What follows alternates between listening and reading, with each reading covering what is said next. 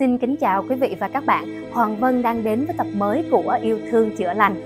Đây là chuỗi các tư liệu ghi lại những câu chuyện thật, con người thật đã vượt qua những căn bệnh nan y hoặc những triệu chứng bất thường của cơ thể bằng một phương pháp mà y học thế giới chưa từng biết đến. Ngoài mục đích chữa lành bệnh tật, trong đó có không ít những căn bệnh đang còn là lời thách thức với khoa học hiện đại. Mục đích của phương pháp này mang đến cho chúng ta một góc nhìn mới về căn nguyên gây bệnh và tầm quan trọng của việc thay đổi trong quá trình chữa lành mà chúng tôi gọi đó là chuyển tâm khỏi bệnh. Nhân vật trong video lần này có phần đặc biệt hơn những số trước bởi Hoàng Vân sẽ kể lại câu chuyện của chính mình. Cách đây hơn 1 năm về trước, tôi và mẹ tôi đều có thể trạng yếu, hay đau ốm và bất an. Cả hai mẹ con đều mắc một số bệnh mãn tính, chữa Tây y và Đông y nhiều năm vẫn không khỏi.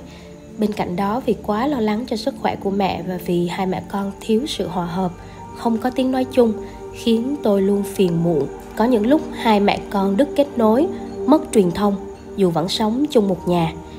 Không khí gia đình nặng nề, dù trong nhà chỉ có hai mẹ con.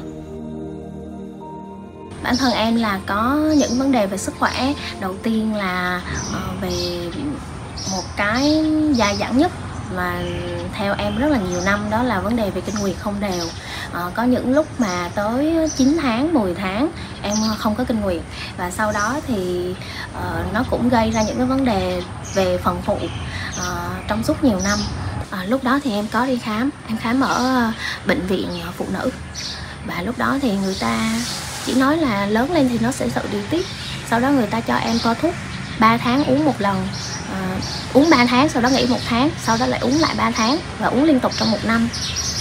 Thật ra thuốc đó chỉ là thuốc tránh thai thôi, nhưng mà khi uống thì có, mà khi không uống là ngưng. Rồi tiếp theo nữa là người ta cho thuốc, những cái loại thuốc mà thuốc uống để điều hòa. Mà khi đó em uống thì em thấy cũng không có kết quả và em cũng chán và em bỏ ngang. Vì em cũng theo nó trong suốt mấy năm rồi. Thế em bị từ lúc mấy tuổi? Em bị cái mà không có kinh nguyệt từ năm 17 tuổi đến năm 33 tuổi thì em gặp chị Thu. Lúc đó chị Thu điều trị 1 buổi. Sau đó là em có luôn. Sau đó 1 tuần thì em có kinh nguyệt. Và từ đó về sau cho tới bây giờ là gần 1 năm là em có đều. Tháng nào cũng có. Và đúng ngày, đúng giờ. Còn riêng về những vấn đề phần phụ thì cũng đã biến mất. Ngoài ra thì em có một cái việc thứ hai nữa là những cái hiện tượng đau đầu và đau vai, gáy, thắt lưng. Khi đi khám thì chụp MRI, chụp X-quang thì không có dấu hiệu, không có dấu hiệu là bị vấn đề gì hết. Tuy nhiên là em thường xuyên đau. Thì khi gặp chị Thu thì chị Thu cũng có điều trị. Tuy nhiên là khi nó hết và sau đó nó lại bị tái lại. Và qua chị Thu nói thì là do cái nguyên nhân này nó từ những cái gốc rất là lớn mà chị Thu không thể xử lý được. Việc này thì chị có thể là trông đợi là được phép gặp thầy để có thể giúp đỡ, cho nên em rất mong đợi là có cơ hội được gặp thầy và có thể xử lý được các cái gốc của căn bệnh của mình.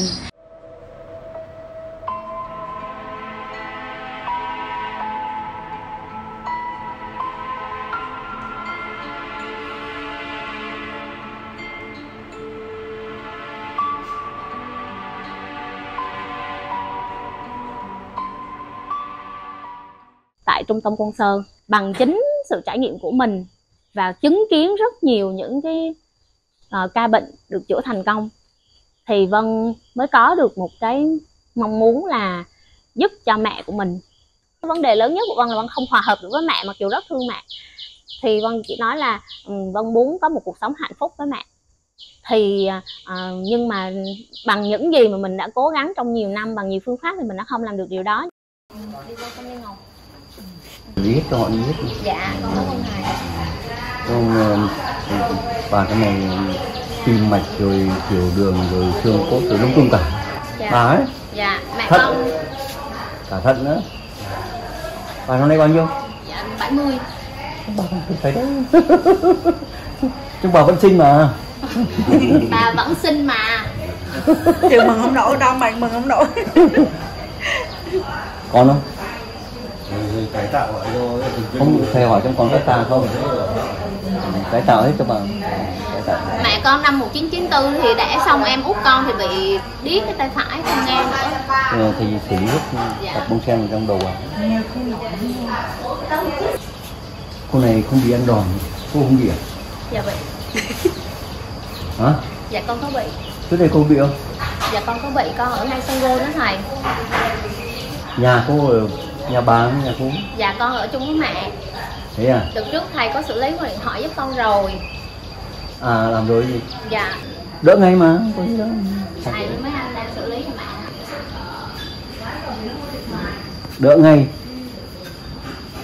Họ uống đi. Họ uống đi, uống hết đi càng tốt. Bà uống hết đi xong rồi mai bà ngủ dậy bà nó lại cảm giác hôm nay nó có 19. Cho khi đi xuống xe là tưởng chừng đau giống như là ngất ngư rồi, mệt không thể nói được, coi như là tim không muốn thở mà chóng mặt luôn, người chỉ là tay chân rã rời hết. Nhưng mà sau khi đi xuống xe thì ngồi vô ghế là gặp thầy. Cái rồi thầy điều trị Gần như là ngay lập tức luôn. ngay lập tức. Thầy vừa thấy thôi mà thầy đặt tay lên liền luôn. Là thầy khỏe. Cái sau khi ba thầy nói thôi đi vô nằm nghỉ, ngủ tí là chiều khỏe. Cái vô nằm nghỉ cái khoảng 2-3 giờ thì có một cái anh tới đo huyết áp. Huyết áp của bà hiện tại là 132/83, nhịp tim 73, bà cũng như thanh niên đấy. Như thanh niên đó. Vâng. 132/83, nhịp tim 73. Ngày bữa là đo 150, 555. Vì mẹ tới đây rồi á. Thầy xử lý cho mẹ rồi đó. Trước bỏ huyết áp bao nhiêu? 150 thầy, 150, 160. 150, 160. Bây giờ 132 là ngang thanh niên rồi. Ngày uống ngay phiếu mới đi khám. Nhịp tim bao nhiêu con? Nhịp tim 73 thôi ạ. 73 thì cũng ngang thanh niên rồi. Các bạn cứ nghỉ ngơi đi một tí mà dậy bạn cơm. Thế chiều trước khi nếu mà theo lịch của bà định ấy thì bà đo lại nhá. Nếu mà nó thấp thì bà không uống. Chứ uống phát là nó tụt huyết áp xuống. Ở đây không uống thuốc đâu bạn. Vâng. Nhá. Ở đây Thì không uống thuốc. thầy chữa cho bà cái huyết áp này chỉ 1-2 hôm là bà khỏi, bà bỏ được thuốc. Vâng. Chứ cái đấy nó uống mình theo nó suốt đời nó khổ lắm. Vâng. Thôi bà nằm nghỉ một tí đi. VIP quá, sướng quá. Sướng quá. Sướng nhất đây rồi đó. Tình hình sức khỏe lắm rồi cô. Ôi chá trời ơi, chừng đỡ rồi. Khỏe. Chị thứ tư tỉnh nè, khỏe rồi. Dạ. Cái hồi này còn về sơ qua hết. Dạ. Ngủ được giấc khỏe liền cô Thì. Rồi. Ngủ ngáy luôn. Ngủ ngáy khi luôn. Đi lên theo đi được rồi.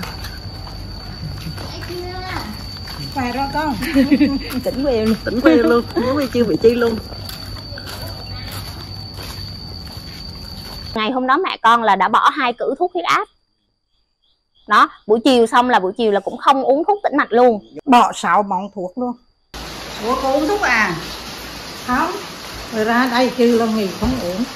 À cái thuốc này là đem từ Đà Nẵng ra. Đúng rồi, đem từ Đà Nẵng ra, nhưng mà từ khi đi vô đây không uống mà thấy người cũng khỏe.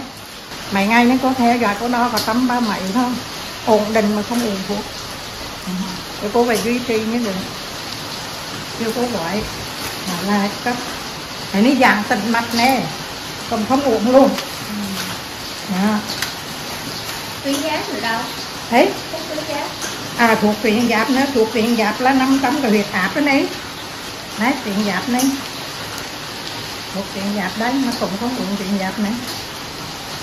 Tuyến giáp có 2 thuyền, cắt một thuyền còn một thuyền. Bà khoe là bà có một tủ bệnh nhưng mà mọi người không ngờ. Mọi người không ngờ là bà một tủ bệnh mà bà trộm vía rất khỏe. Vậy là hồi này cái chân là cử không ăn thịt. Cử không ăn thịt nhưng mà ra đây ăn ngon miệng nên là ăn hết. Ăn hết luôn, không cử cái chân á. Thịt cho mấy cái ở trong nhà là còn hơn 1 năm đấy là thịt gà, thịt vịt, thịt heo. Là không rờ vô mà trừ ra đây là ăn luôn. Nó có ăn mấy cái thịt nào vô là có mệt. Nhưng mà trừ mấy ngày nó có thầy ăn thịt trong ngon, ăn nhiều nữa. Một cái điều rất thần kỳ nè, là ngày hôm qua mẹ con ngủ dậy, xong rồi mẹ con tới phòng sinh hoạt chung và ở chơi tới khuya, nhưng mà mẹ con ngồi một tư thế là ngồi xuống dưới sàn lót một cái nệm. Còn ở nhà con là từ đầu cho từ lầu 3 là ghế nhỏ khắp nơi, vì mẹ con ngồi đâu là phải gác chân đấy, là phải gác hết chân hẳn ra, bởi vì không thể để chân xuống được. Ngày hôm qua buồn ngủ mà không có gối kê đó, Ngủ thẳng chân luôn. Còn ở nhà là ngủ giãn tĩnh mạch là phải có cái gối tam giác và phải gọn kê cái lên. gối nữa, chứ không có gối là không thể nào nằm được. Những cái căn bệnh của mẹ thì là đã có hiệu quả khi mà được điều trị, nhưng mà vì là mới và cái sự tiếp cận nó cũng chỉ mới bề ngoài thôi. Mẹ vẫn còn đang dần dần cần hiểu hơn để mẹ tự giúp bản thân mẹ. Nhưng mà cái thành công ở thời điểm này đó là Vân và mẹ rất gần nhau. Sau khi mình được biết được về những cái nguyên nhân căn nguyên gây ra những cái vấn đề đó, mình bắt đầu mình điều chỉnh dần cái hành động của mình để kiểm soát bản thân mình, không để cho mình bị mất kiểm soát như vậy nữa. Sốc là có tức lên, là có lầm thanh cô không nói. Cô không nói là hai mẹ con chuyện tranh lầm. Như là cô cũng sợ Vân là đi theo cái gì đó tà đạo. Đúng, có. Vì trong một cái thời gian nữa là ông Vân hẳn về á, trước đó thì hẳn cũng là đi chùa, rồi hẳn cũng có mà mấy cái điều tốt ở bên chùa, hẳn cũng về trao đổi với cô, thì cô hai mẹ con cũng hợp ý nhau lắm. Nhưng mà cái thời gian gần sau ní là bất cứ cái việc gì cô làm là nó cũng là phản bản hết đó. Thấy mẹ bày ra mâm cỗ thì em sẽ hỏi mẹ cúng cho ai, mà mẹ nghĩ mẹ cúng để làm gì, mẹ hãy nói thật là mẹ có đang mong muốn gì không mà mẹ soạn cái mâm cúng này. Thì em hỏi những câu hỏi như vậy. Còn về cái chuyện thờ cúng ông bà tổ tiên là truyền thống của người Việt Nam mình, không hề từ chối, không hề phủ nhận. Phê bình vẫn chỉ trích cô nhiều cái là tự nhiên cô là đang có một cái suy nghĩ là cô nói chắc là cái con ấy chứ. Vậy là cô cũng nghe phóng phánh ở ngoài là có mấy cái tôn giáo, là nhiều cái tôn giáo lắm, nhiều cái đào lắm. Thành tự cô cũng nghĩ là chắc là con ấy có tham gia một cái đào chí hay là một cái chí đây, mà tự nhiên về nhà đối xử một cách là khác biệt như hồi nữa. Cho nên cô nghi ngờ là cô nói về hắn. Bắt đầu là hắn mày phân tích, hắn nói là ví dụ như bây giờ chứ là mẹ bị bệnh thì mẹ cầu xin, ví dụ như mẹ cầu xin cho Phật cho mẹ khỏi bệnh, mẹ đi chùa ấy nữa. Hoặc là con cái trong gia đình không gặp điều may thì là mẹ phải đi chùa, mẹ phải cầu nguyện, xong rồi là mẹ phải tụng kính, rồi mẹ phải trì chủ, mẹ làm những cái việc nữa. Nhưng mà có đúng không? Có đúng ví dụ như bây giờ mẹ lại mẹ Quan Âm hay là mẹ lại Phật A Di Đà, mẹ lại các vị Phật nữa, nhưng mà cái lúc nữa là mấy vị Phật nữa là tốt thôi, là đúng thôi, nhưng mà mấy vị Phật nó có chứng cho mẹ không? Hay là cái thành phần xấu nó nhập vô rồi chứng cho mẹ là mẹ lại làm chuyện xấu? Cô nghe như rửa thì cô nghĩ là để cô nghe hẳn, rồi cô cũng theo dõi. Thì lúc đó nó mới giới thiệu một cái cách trị bệnh cho cô, rồi là cái cách hướng dẫn về trong cái ban bông sen yêu thương. Thì dần dần là cô thấy hẳn nói đúng, cho nên bây giờ nói chung ra là cô cũng là tin tưởng hoàn toàn. Cho nên ngày hôm nay là khi mà mẹ Vân hẳn đề nghị nói thôi bây giờ để con dẫn mẹ ra ngoài thầy để gặp thầy. Trong cuộc sống cô năm nay cô 70 tuổi, cô đi mô cồn lận quận cái nhà hết, không ai ngỏ nhà rồi không ai này. Cho nên mà để mà lầnนี้là cô phải tin tưởng tuyệt đối với hắn, mà cô phải hướng tâm về thầy. Vì rằng cô mong muốn rằng là cái bệnh già của cô, thứ nhất là hạn chế uống thuốc. Là vì sao? Uống thuốc là càng ngày càng bệnh thêm. Thứ hai nữa là cô cũng có một cái cuộc sống thay đổi, để sau khi mà ví dụ như là mình cũng không dụ gì là ví dụ như mình có vãng sanh đi nữa, mình có đi nữa thì nói chung là mình sống tốt, vui vẻ, hạnh phúc thì mình ra đi thanh thản. Cho nên bây giờ thì cô phải theo hẳn là cô đã đi ra đây gặp thầy. Còn ở cái đất nó xấu, rất nhiều tác động xấu bên ngoài cái đất này, và bên trong cái đất này nó làm chúng ta tổn thương thôi. Thế bây giờ nó thay đổi thì cô sẽ có chồng. Thế bây giờ không còn cái bức xạ xấu nữa thì nó vứt cái đấy vào, thì con chui vào đâu nó cũng gì đấy. Đạo lý nó rất đơn giản như thế. Có thể như là ngày hôm qua khi mà thầy vừa mới nhìn thấy mẹ, thầy chưa hề biết gì về mẹ hết, mà thầy đã nói một câu là bà hay đi lễ nhiều mà. Đúng, mình cũng đang nghĩ tới những cái điều đó là cái bệnh của mẹ mình. Cũng không phải là người mê tín gì mà lập làng cúng hay đi coi bói hay này kia, nhưng mà là bà thích cầu nguyện và thích được cầu xin. Mình hiểu được mẹ mình chỉ muốn điều tốt đẹp sau này cho con cái thôi, chứ không phải cái gì riêng cho cá nhân mình hết. Chính vì những cái sự mong muốn của bà đó, nó làm chất dẫn để cho những cái thế lực xấu nó nương theo và nó nó khu trú và nó làm cho bà, sức khỏe của bà nó là ngày càng kém đi, tính tình của bà nó càng ngày nó càng cực đoan hơn, và bà càng ngày càng bám chấp vào những cái hình thức lễ cúng như vậy. Và cũng chính vì điều đó mà khiến cho cái giao tiếp của hai mẹ con nó không hòa thuận trong suốt một thời gian dài. Theo như con bé thì hắn nói như vậy, cho nên cô nghĩ là cũng có một phần đúng. Vì bây giờ mình là dùng hết những cái khả năng và cái thực lực của mình để mình suy nghĩ và mình làm những điều tốt như vậy, chứ mình không có cầu mong xin ai hết. Và cũng ở trong cái ban mà bông sen yêu thương là cũng còn nói bây giờ mình cầu xin, nhưng mà mình cầu xin có đúng cái người đó hay không, hay là mình cầu xin không đúng cái rồi gặp cái thành phần xấu vô là nó cho mình đi rồi là nó hại mình. Bản thân Vân thì cũng đã phải trải qua rất nhiều trải nghiệm trong việc này, làm phước như thế nào để gọi là mình thay đổi, gọi là chuyển tâm, làm như thế nào cho đúng. Nhưng mà nó rất là vi tế, khi mình nhìn kỹ lại thì những cái điều mà mình làm phước đó nó lại có một cái sự mong cầu ở trong đó, nó giống như là một sự trao đổi hơn. Ví dụ như là mình muốn phóng sinh thì mình lại không phải là vì mình yêu thích, mình thương mến cái con vật đó mà mình muốn tìm một con đường sống cho nó, mà chỉ đơn giản mình ra chợ mình mua cá về mình thả cho nó đi với một cái mong muốn là mình thả nó đi là mình cứu nó một mạng thì mình lại có thêm phước đức đó. Hay là mình cúng dường ở những nơi như là ở chùa và mình giúp cho người này người kia thì mình lại thích ghi danh để mình được giống như là tích vào sổ công đức của mình. Sau khi mà nói chuyện được và có được những cái phương pháp rèn luyện và nhận được sự tư vấn từ các anh chị ở trung tâm Côn Sơn thì dần dần những cái đó cũng gọi là những cái việc là chữa lành cho chính những cái căn bệnh phi vật chất của hai mẹ con rồi đó, những căn bệnh trong cái sự bất đồng giao tiếp. Từ khi biết đến Côn Sơn và được thầy yêu thương cũng như trao truyền những công cụ chữa bệnh, sức khỏe của tôi và mẹ tôi đã thay đổi ngoạn mục. Mẹ tôi đã không còn dùng bất cứ một loại thuốc nào, mặc dù trước đây bà là người luôn luôn lo sợ và dường như là sống phụ thuộc vào thuốc tây. Sau khi 3 tháng ở Côn Sơn về tự nhiên mẹ thấy người mẹ khỏe hẳn lên. Nói chung ra là cái chân thì đỡ đau nhiều, cái mà thoải hóa cái đầu gối nó đỡ nhiều. Rồi là nói chung là hồi nãy là huyết áp là uống thuốc nhưng mà chưa cũng nghỉ huyết áp rồi. Tuyến giáp cũng bị mà chưa cũng nghĩ là thuộc tuyến giáp. Tịnh mạch cũng hết, cũng đỡ mà cũng giảm thuốc. Nói chung là giảm hay là không uống? Không uống. Không uống được bao nhiêu lâu? Không uống từ hồi ra Côn Sơn chứ. 3 tháng rồi. 3 tháng rồi, thấy người khỏe. Mà không uống thuốc thì thấy như thế nào? Không uống thuốc thấy khỏe. Khỏi mất công mà suy nghĩ cái giờ muốn uống cái này nữa. Thấy người thoải mái. Cái chân mà thấy khỏe. Mấy cây đi lên đi xuống cầu thang là mệt cái chân vậy, sợ phải mang theo cái đai, trừ thì thấy thoải mái, đi lên đi xuống thoải mái, dọn nhà dọn cửa cũng thoải mái, rồi là đi qua đi lại cũng thoải mái. Cho nên thấy chứ từ ngày nào bố cũng là nhờ thầy, cho nên là cái sức khỏe cũng ổn định, bằng khỏe.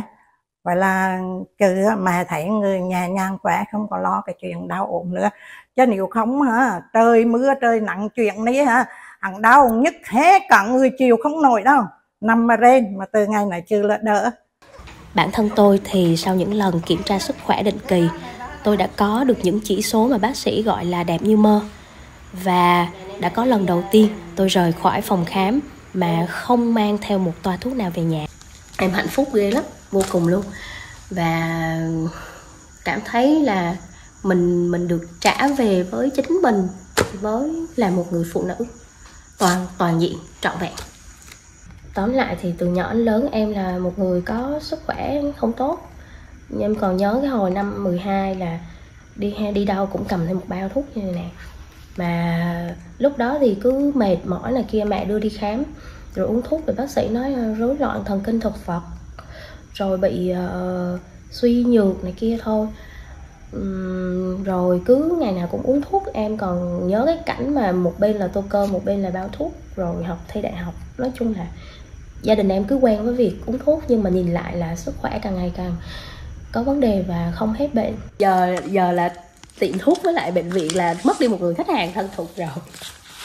Đây chị mới có mấy cái này là em dồn lại, mỗi bệnh là em cho một sắp nè, mỗi bệnh là một sắp mà em dồn lại nhiều, em bỏ nhiều rồi đó. Nhà em chuyển nhà 3 lần là em bỏ nhiều rồi đó. Giờ cái này chỉ là kỷ niệm thôi, giờ nhìn vào nó là không có đau khổ nữa, còn bệnh lặt vặt không à. Ngày xưa là đau khổ hả? Đau khổ lắm, xong rồi về cứ giữ một mình nó, không có nói, không có chia sẻ với ai, xong rồi cứ cảm thấy cứ khó chịu, muộn phiền, và cảm thấy mình không chấp nhận vì sao mình lại như vậy á, xong rồi mình lại sinh ra rất là không yêu thương cuộc sống, không lạc quan yêu đời. Còn bây giờ mọi thứ mình chấp nhận rất là dễ hiểu, vì mình hiểu được cái nguồn gốc của nó từ đâu, và mình biết cách làm sao để mình loại bỏ những cái tác nhân gây bệnh. Em gần như là trụ cột gia đình, thì khi mà em vẫn luôn nghĩ là mình phải luôn khỏe, mình phải luôn vững vàng. Nếu em có vấn đề gì thì sẽ không có ai lo cho mẹ và em trai của em. Em nhớ có những cái khoảng thời gian khủng hoảng, đi khám sức khỏe xong về cầm một danh sách bệnh, xong rồi em về em đóng cửa phòng lại, em khóc suốt mấy ngày, rồi mình cảm thấy u uất khó chịu, mọi thứ đi vào đường cùng luôn á.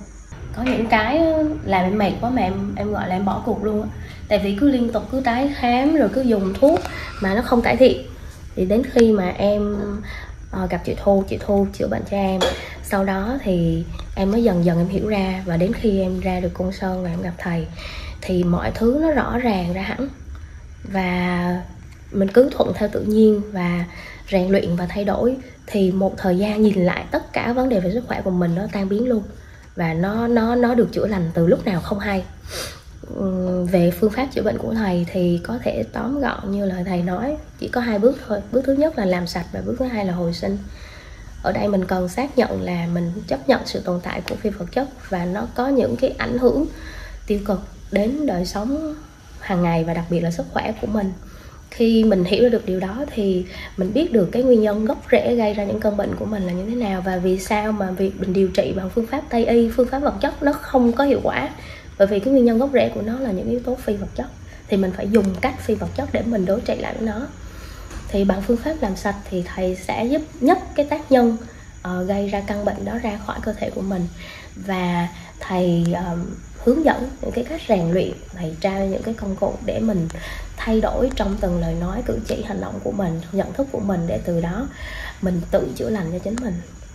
Thì đó là cái phương pháp của thầy, một cái phương pháp rèn luyện và học tập, nhưng cũng chính là phương pháp để chữa bệnh. Đặc biệt, thế giới quan và nhân sinh quan của tôi đã thay đổi hoàn toàn. Tôi hiểu ra và từ bỏ những tri giác sai lầm đã vô tình làm tình trạng của bản thân tôi ngày càng tệ đi. Thông qua việc rèn luyện, thay đổi trong từng suy nghĩ, lời nói và hành động, cuộc sống của tôi và mẹ như được sang trang mới, những mối quan hệ xung quanh với những người thân yêu trở nên hòa nhã và thân thiết hơn.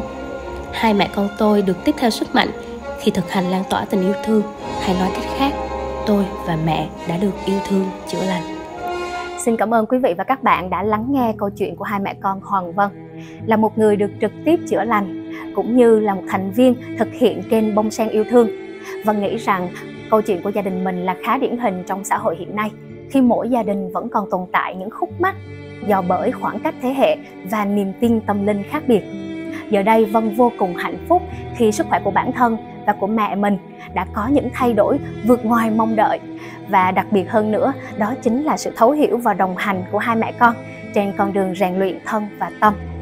Thông qua câu chuyện lần này, chúng tôi mong muốn mang đến cho các bạn một góc nhìn mới về phương pháp trị bệnh tận gốc, không sử dụng thuốc, không cầu cúng, không tiếp xúc và hoàn toàn miễn phí.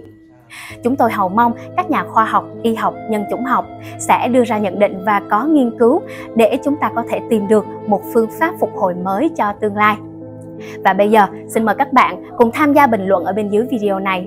Nếu thấy hữu ích, hãy chia sẻ nó đến nhiều người hơn. Và bạn cũng đừng quên nhấn nút theo dõi kênh Bông Sen Yêu Thương để không bỏ lỡ khi các series của chúng tôi có tập mới nhé. Xin cảm ơn các bạn đã quan tâm theo dõi. Kính chào và hẹn gặp lại. Mọi thông tin liên hệ hãy gửi đến cho chúng tôi thông qua địa chỉ thư điện tử bongsenilthương@gmail.com.